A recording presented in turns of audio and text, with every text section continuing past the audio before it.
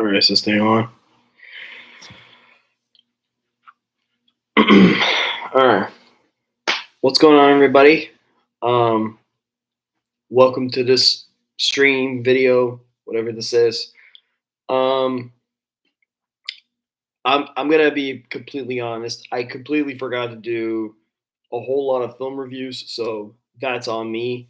Um, to pay you off for that, I've decided I'm gonna do reviews of movies that I've seen from January of this year, 2025, to April of this year in 2025. So I'm going to be talking about every single movie. I have the Wikipedia article of movies that have been released so far this year, and also ones coming up. I'm going to be only talking about the movies that I've seen. So there are movies I haven't seen on here, but I'm going to only talk about the ones that I've seen. So we're going to get started. I'm going to start off with. Oh, wait, I already saw One of the Days. I saw that movie. Henry Danger movie. I saw that. We're gonna start off. I'm gonna before I actually start this though. I am gonna point out there is a movie on here I've seen, but I have a thumbnail already made for it. I just have to do the review for that movie. Um, I did rewatch it. It's a weird movie, but the movie is called Flight Risk. I did see it already. I watched it a second time. It's a movie. That's all I'll say. So I am going to point out. I'm not going to talk about that movie here. I'm going to talk about it in a different video. Oh, excuse me. So with that being said, I'm going to start off with Companion. So we're going to start with that movie. So Companion is a movie about a robot used for a certain purpose. I'm not going to say out loud. Let's go with that. Um, Basically, she's programmed to fulfill the needs of things that people do with robots. I'm not. Again, I'm trying to be as PG as possible here. But Jack Quaid plays the guy who wants this robot. I'm not going to explain the plot twist per se, but basically, she's a killer robot. Kinda, not really. She's not programmed to be a killer, but she conveys human emotions, which isn't in her programming. I will say the part of the movie, again, not trying to give the plot twist, but basically, the whole movie just depicts like the robot's interpretation of how she fell in love with this guy, but like she doesn't know she's a robot. She thinks she's just a human, and it's all a lie, and it's kind of a crazy movie. Um, One thing I will say that is different about this movie is I'm not personally a romance guy. I was misled into thinking this was some silly romantic like rom-com horror movie. That's an entirely different movie, and that's Hard Eyes, which I haven't seen. But I thought it was like that movie, and it's not. And I like it. Not Hard Eyes, Companion. I do like the movie. It's just different. It's a different kind of movie. So I don't have anything crazy about this one other than it's a movie. No, I'm kidding. I do like the movie. Companion. I'm gonna give. How do I want to rate this movie? I'll give it like an 8 out of 10. Like it is a good movie, but like I was expecting a lot more. And find out the plot twist, I kind of had a suspicion, but not really. I mean, I guess it was a good plot twist. So, Companion, will give it like an 8 out of 10. Um, what else? What's the next movie we got here? Kind of Pregnant. What the hell is that? Hard Eyes, I haven't seen. Love Hurts, I haven't seen. You may also notice there's a lot of movies I do recognize. I've seen the trailers to them. I just haven't seen some of these movies. There's a Bridget Jones movie. What? All right, I guess we'll talk about the next one. Oh boy, you see it on the thumbnail, or you'll see it on the thumbnail. It's Captain America: Brave New World. Whoa, why am I wavy? That was weird. Anyways, Captain America: Brave New World. Um,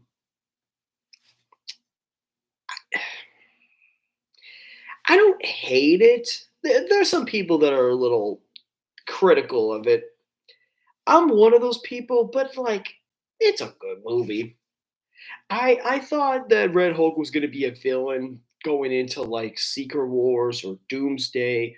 Maybe it's hinted at in a different movie. Not really, and I was kind of bummed about that. Other than that, seeing the Incredible Hulk references in there, like you got Liv Tyler back, you brought back Tim Blake Nelson as leader. That's always great. Um, I guess it's connected to that Hulk movie, though Edward Norton mentioned no. I don't know. Who knows? Anyway, Anthony Mackie is a great replacement, at least I think. Not watching Falcon and Winter Soldier, I kind of watched it blindly, and I like it. I just prefer Chris Evans. That's just me personally. But Anthony Mackie's a good replacement. I think he's going to have a huge role in the next couple Avengers movies, so that's going to be huge for him, especially with the decent amount of star power he has. Taking on a role like Captain America, like that's kind of huge. So, oh, my hat's not straight. Here's the thing: Captain America is a character like you don't want to mess up, and some people just don't like it because I don't know, they just don't like Anthony Mackie, or they prefer Chris Evans. When Chris Evans version, I think Steve Rogers retired or died. I don't remember what happened to him, but um, yeah, I'm not gonna go crazy about that. I'm just gonna give it a 7 out of 10. Like I like it.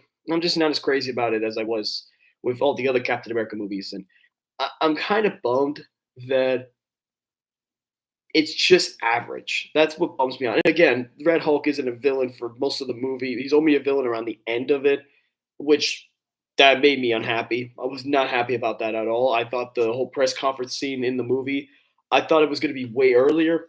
It was not.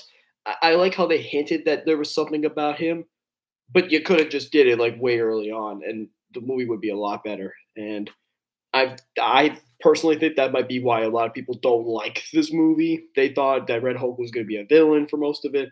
That's my theory. Give it a 7 out of 10 for now. I'm not gonna go crazy about it. What else? Next, we're gonna talk about the monkey. Now, I am not a favorite of Stephen King adaptations. I am a Stephen King fanatic. One of my favorite novels is It, even though I've never fully read the whole thing. That sounds kind of hypocritical, but I never fully read the book. I do like the book. I like Mr. Mercedes. I've read Stephen King novels. I mean, who hasn't read a Stephen King novel? Let's be honest. Obviously, how do I even explain The Monkey? The Monkey is a movie that isn't for 99. Let's just say this. Say you know how a Stephen King movie is going to go, and then double that up, and you got The Monkey. Because the story's good, but making it into a full film for like an hour 30, hour 40 minutes long, kind of difficult to do. This movie did just that, and I absolutely adore it. My only complaint of this movie is the ending is a little rushed. The ending's a little rushed. Not the not the actual thing you see before the credits, but before we get to the credits, before you go to the credits, there's a scene where the two brothers finally meet, and they're both played by Theo James. The brother that dies, you kind of rushed his death, and I don't know if that was intentional, but you made it too quick. I mean, maybe that was the point. Maybe it was supposed to be spontaneous. I don't know. I'm being picky, but all in all, very funny, not scary, but super cheesy. And I think that's the thing with Stephen King movies. Most of them are supposed to be cheesy because that's kind of like the stories are scary, but then like when you see them on screen, they're like, not really that creepy, you know? Except for maybe the Langoliers. That shit's creepy. Um, yeah. Let me give my rating for the monkey. If in terms of like actual like crowd pleaser, it does seem like it did its job. There's just a couple nitpicky things in the editing process I'm not a fan of.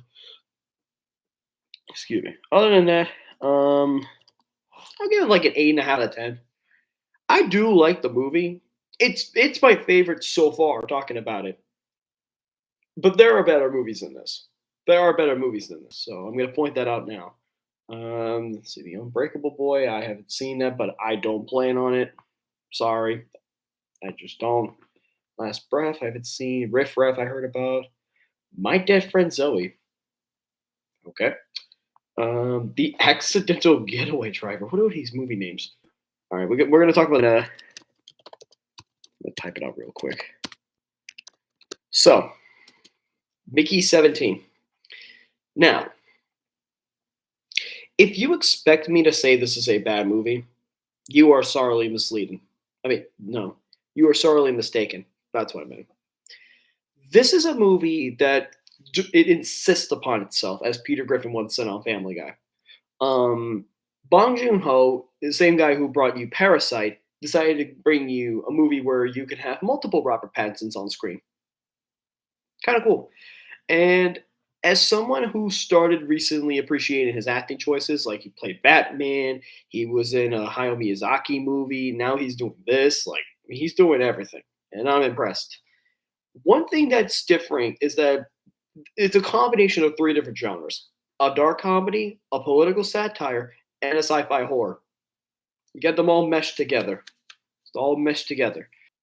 Kind of what this movie was meant to be, a political sci-fi